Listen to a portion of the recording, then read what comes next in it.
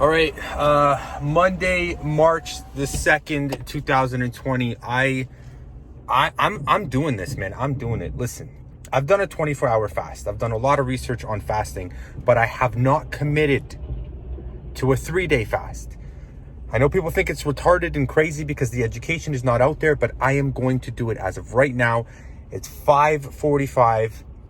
My last meal was at 5 p.m., the 2nd of March, 2020. I'm not going to eat, but I'm going to document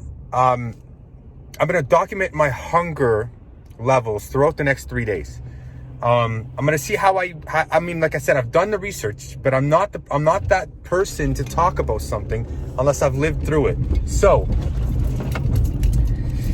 I'm doing this. I'm doing it as hard as it is because I eat, like I can really eat, but there's benefits to it. And you guys are going to live through me.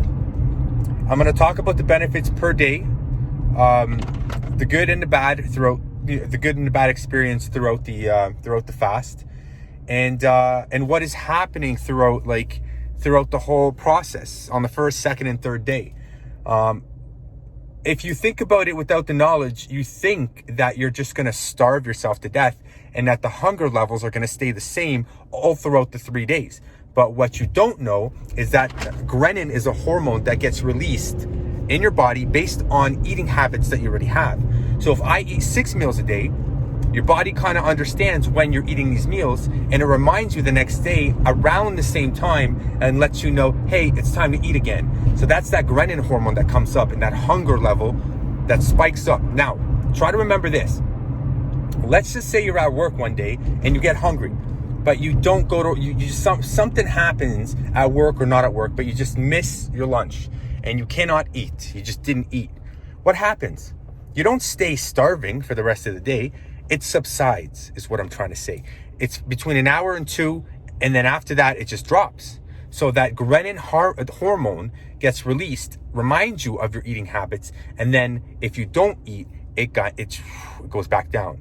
So if you do a 3-day fast, remember that. You're not going to be starving the whole time. Now, water's another story. You got to stay hydrated.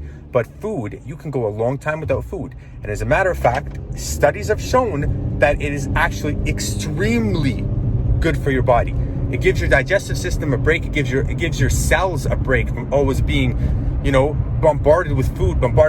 It gives it time to heal. Now, they say after about 16 hours, that's why people do intermittent fasting. They do a 16-hour fast, and that's included your sleep.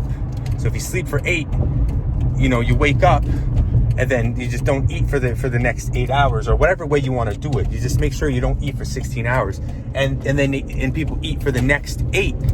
Now, if you want to take it to the next step, what you do is you do a full day fast, but you just eat one huge meal and you just don't eat again for the next day. But you got to work your way up to that. Now, autophagy kicks in. Autophagy is with the regeneration of your cells, and it kicks out all your bad cells. And that's when you fast. So fasting, we are not built to be eating the types of foods that we're eating right now, let alone eating consistently so much throughout the day, but we've been programmed to do that. And this is where the diseases are coming in. This is where all these problems are coming in. Now, I'm going to test this out. Not only are they saying digestive problems, but we're talking arthritis, we're talking inflammation, we're talking so much gets reversed when you stop eating and give yourself a break. So it's been kicked off. I'm doing a 3-day fast, and I'll keep you guys posted.